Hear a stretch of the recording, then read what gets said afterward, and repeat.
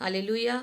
परमेश्वर आज इस वचन के द्वारा परमेश्वर हर एक के जीवन में तू काम करना, परमेश्वर इनके हृदयों से तू बात करना, परमेश्वर हर एक अंधकार की शक्ति, हर एक वो शैतानी ताकतें खुदावन जो इन्हें तेरे प्रेम से अलग करती हैं, परमेश्वर जो तेरे करीब आने से अलग करती है, परमेश्वर वो सारी शक्तियां जल जाए और नाश हो जाए परमेश्वर।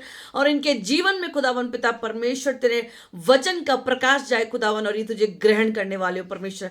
हर एक जन खुदावन जो इस वचन को सुने पिता परमेश्वर, आज उसे छुटकारा मिले, आज उसे आजादी मिले परमेश्वर, ताकि वो तेरे राज्य के लिए अपने आप को तैयार कर सके परमेश्वर। इस प्रार्थना और विनती को यीशु के नाम से मांगते, सुनो, ग्रहण कर। आमेन, आमेन, आमेन। हालेलुया। वचन में से देखेंगे मत्ती उसकी 22 अध्याय को हम देखेंगे, वहां पर विवाह भोज का दृष्टांत दिया गया है। लिखा है कि जब स्वर्ग का राज्य उस राजा के समान है जिसने अपने पुत्र का विवाह किया और अपने अपने दासों को भेजा कि निमंत्रित लोगों को विवाह के भोज में बुलाए, परंतु उन्होंने आना ना चाहा। हालेलुया। विवाह का भोज में जो है बहुत सारे लोगों को बुलाया गया, जिनको निमंत्रण दिया गया, उन्होंने आना नहीं चाहा। ऐसा होगा स्वर्ग का राज्य। कहने का मतलब स्वर्ग के राज्य के लिए जिन लोगों के लिए को बुलाया गया, जिन लोगों के तक परमेश्वर का सुसमाचार गया, जो पहले से ही मसीह में हैं, जो पहले से ही परमेश्वर को जानते हैं, पर वो परमेश्वर के करीब नहीं आना चाहते, पर वो परमेश्वर को अपना जीवन नहीं देना चाहते हैं, और जब प्रार्थना होती है या उपवास होता है या संगति होती है, तब वो उसकी हजूरी में, उसकी प्रेजेंस में बैठना नहीं चाहते हैं। हालेलुया। यहाँ साफ लिखा हुआ है, परंतु उन्होंने आना ना चाहा। जो निमंत्रित लोग थे, जो पहले से ही मसीह में हैं, जो निमंत्रित लोग हैं, उन्होंने विवाह में आना नहीं चाहा। और इसलिए राजा कहता है कि तब उसने अपने दासों से कहा, विवाह का भोज तो तैयार है, परंतु निमंत्रित लोग योग्य नहीं ठहरे। विवाह का भोज तो तैयार है, परंतु जो निमंत्रित लोग हैं, जिनको निमंत्रण दिया गया, जिनको इनवाइट किया गया, परमेश्वर ने जिनको बुलाया है, हाँ, जिनको चुना है परमेश्वर ने, जिनको बुलाया हुआ है, जिनको आ जाओ बोल के परमेश्वर में, आप उनके बेटे हैं, उनके बेटियां हैं, जो पहले से परमेश्वर में हैं, वो लोगों ने क्या करा, परमेश्वर के भोज में आने से, उन्होंने उस राजा के भोज में आने से मना कर दिया। और ये इस बात को दर्शाता है कि उन लोगों ने परमेश्वर के समीप आने से मना कर दिया। और इसलिए वो कहता है 8वीं आयत में, तब उसने अपने दासों से कहा, विवाह का भोज तो तैयार है, परंतु निमंत्रित लोग योग्य नहीं ठहरे, इसलिए चौराहे पर जाओ और जितने लोग तुम्हें मिले सबको विवाह भोज में बुला लाओ। अतः उन दासों ने सड़कों पर जाकर क्या बुरे क्या भले जितने मिले सबको इकट्ठा किया, और विवाह का घर अतिथियों से भर गया। हालेलुया। जब हम परमेश्वर में होकर भी परमेश्वर की आवाज़ को सुनना नहीं चाहते, जब हम परमेश्वर में होकर भी परमेश्वर की संगति में बैठना नहीं चाहते, उससे प्रार्थना नहीं करना चाहते, हमें परमेश्वर के बारे में लोगों को बताते हुए शर्म आती है, हम जब चाहें जहाँ चाहे मर्जी हम चले जाते हैं, जिससे मर्जी के साथ हम बैठ के हम उसके भोज में शामिल हो जाते हैं, हम परमेश्वर की बातों को नहीं सुनते, नहीं मानते हैं। तो प्रभु कहता है, ठीक है, जब इसने नहीं सुना, इसने नहीं माना और ये नहीं चल रहा है, तो एक काम करो, जो दूसरे लोग हैं उन तक मेरा सुसमाचार पहुंचाया जाए और उनको मेरे भोज में क्या किया जाए, शामिल किया जाए, उनको मेरी रोटी में से खिलाया जाए। हालेलुया। परमेश्वर की रोटी मतलब प्रभु का वचन उनको सुनाया जाए। हालेलुया। जैसा कि हम यहाँ पर देखते हैं मत्ती की इंजील में, ये मत्ती आपको मिल जाएगा मत्ती 13 में यहाँ हम देखते हैं कि फिर स्वर्ग का राज्य उस बड़े जाल के समान है जो समुद्र में डाला गया और हर प्रकार की मछलियों को समेट लाया, और जब जाल भर गया तो मछुए उनको किनारे पर खींच लाए और बैठकर अच्छी अच्छी को तो बर्तनों में इकट्ठा किया और निकम्मी निकम्मी फेंक दी। हालेलुया। सबको सुसमाचार सुनाया जा रहा है, सबको सुसमाचार सुनाया जा रहा है, पर जो परमेश्वर में बने नहीं रहेंगे, जो परमेश्वर को धोखा देंगे, जो प्रभु के वचन को सुन के भी अनसुना करेंगे, परमेश्वर कहता है उनको अलग कर दिया जाएगा। हालेलुया। और जगत के अंत में ऐसा होगा, स्वर्गदूत आकर उन दुष्टों को धर्मियों से अलग करेंगे और उन्हें आग के कुंड में डालेंगे जहां रोना और दांतों का पीसना है। हालेलुया। ये बहुत ही भयानक बात है, ये बहुत ही खतरनाक बात है, ये बहुत ही भयानक बात है कि आज परमेश्वर हमें मौका दे रहा है कि हम परमेश्वर के वचनों को सुने, समझें और परमेश्वर को अपने जीवन में ग्रहण करें। क्योंकि अगर आप पूरे संसार में देखें तो अगर किसी चीज का प्रचार होता है तो वो सबसे ज्यादा प्रभु यीशु मसीह का प्रचार होता है, और किसी का प्रचार नहीं हो पाता। क्यों नहीं हो पाता? यीशु मसीह का प्रचार होने का मतलब है जीवन बदलना। हालेलुया।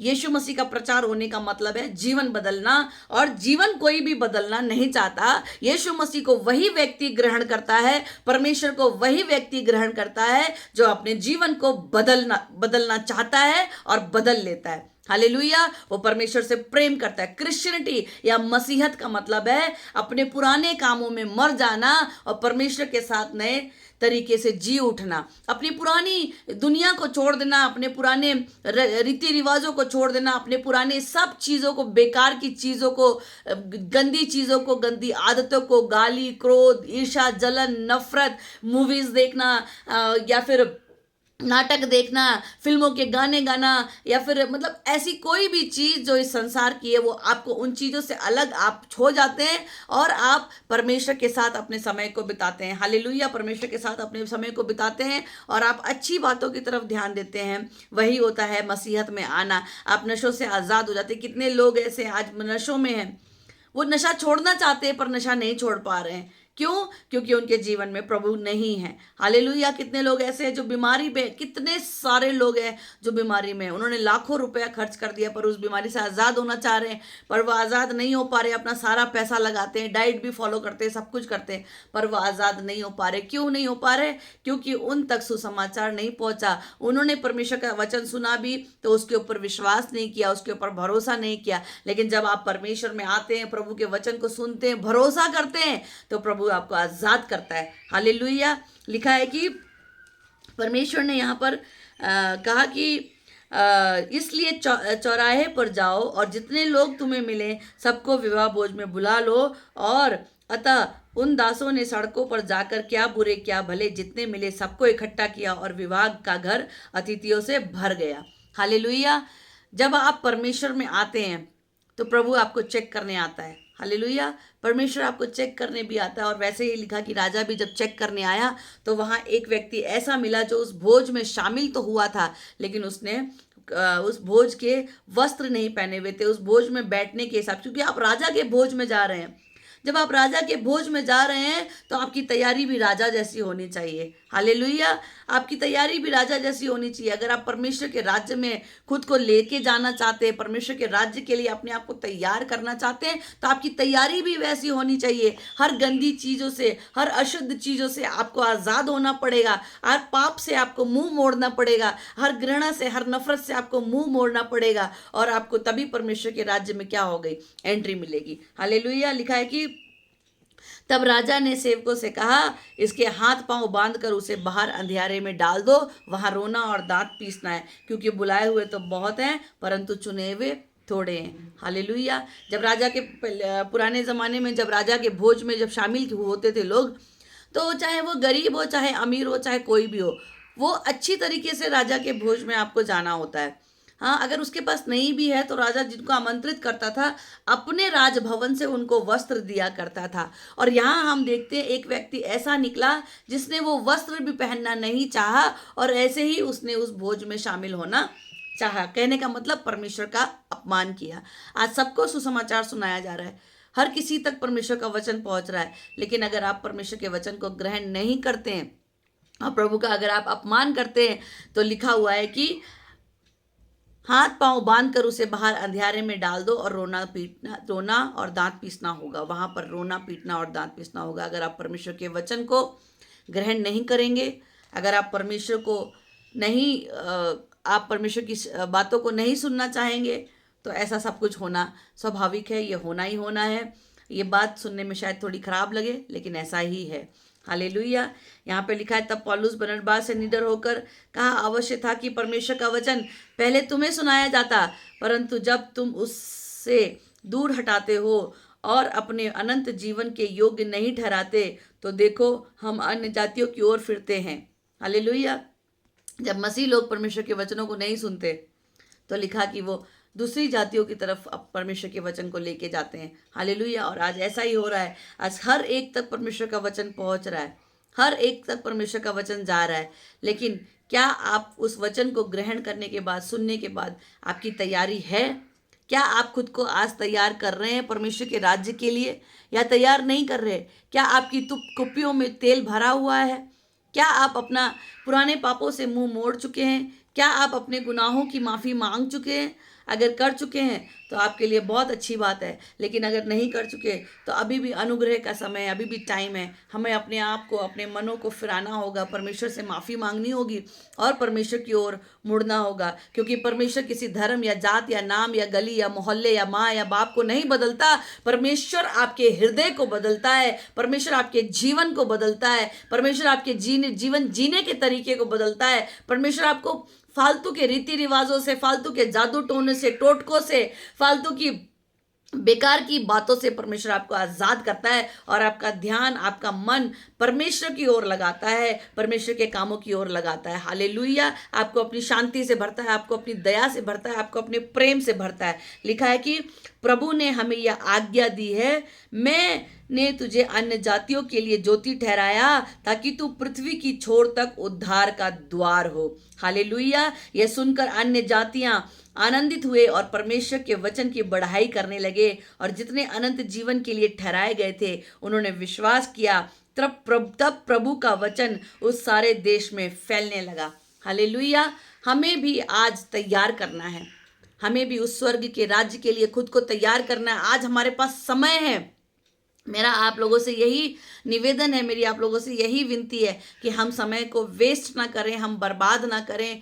परमेश्वर जो है वो जीवन को बदलता है, परमेश्वर जो है वो आपके हृदय को बदलता है, परमेश्वर आपकी ज़िंदगी को बुरे कामों से छुटकारा दिलाता है, परमेश्वर आपको आज़ाद करता है, परमेश्वर आपको अपनी शांति से भरता है, परमेश्वर आपको अपनी दया से भरता है। क्रिश्चियनिटी का मतलब कि आप अपने पुराने पापों से और पुराने कामों से और पुरानी जितनी गंदी चीज़ें थी आपके अंदर, उनसे परमेश्वर ने आपको आज़ाद कर दिया है और प्रभु ने आपको अपने जैसा बना लिया है। अब आप परमेश्वर की संतान हो गए हैं।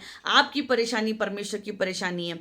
हालेलुया। क्योंकि परमेश्वर जो है वो बहुत ही दयालु परमेश्वर है, बहुत ही अनुग्रहकारी परमेश्वर है। केवल यीशु मसीह ही एक ऐसा परमेश्वर है जो मारा गया, गाड़ा गया और तीसरे दिन मुर्दों में से जी उठा। यीशु मसीह ही एक ऐसा परमेश्वर है जो तीसरे दिन जी उठा और आज भी वो जीवित है, और उसका पवित्र वचन, पवित्र कलाम कहता है कि मैं फिर आऊँगा और दोबारा उन लोगों को अपने साथ लेकर जाऊंगा जो मुझ पर विश्वास करते हैं, जो पिता, पुत्र, पवित्र आत्मा के नाम से बपतिस्मा लेते हैं और परमेश्वर को ग्रहण करते हैं। यहाँ पर कोई धर्म बदलने की बात नहीं है कि धर्म बदल लिया, धर्म बदल लिया।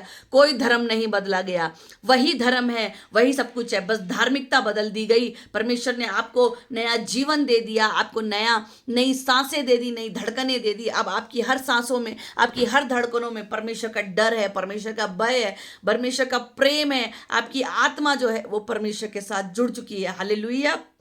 अब आप एक ऐसे व्यक्ति बन गए हैं जो परमेश्वर के कामों को करना चाहता है। हालेलुया। इसलिए वचन कहता है कि बुलाए हुए तो बहुत है परंतु चुने हुए थोड़े हैं। हालेलुया। मैं यही चाहती हूँ कि आप सब भी परमेश्वर के कलाम में थोड़ा सा बढ़ें, परमेश्वर के कलाम को गहराई से पढ़ें, गहराई से समझें। परमेश्वर जो है वो जीवन को बदलता है। यहाँ वहाँ घूमने से, यहाँ वहाँ फिरने से और सबको ट्राई करने से कोई फ़ायदा नहीं है। आप जितना मर्जी घूम लीजिए, जितना मर्जी ट्राई कर लीजिए, कुछ भी कर लीजिए, आपको एक दिन ये बात समझ में आएगी कि हमें आरती बार बार बोलती थी लेकिन हमने उसकी नहीं सुनी।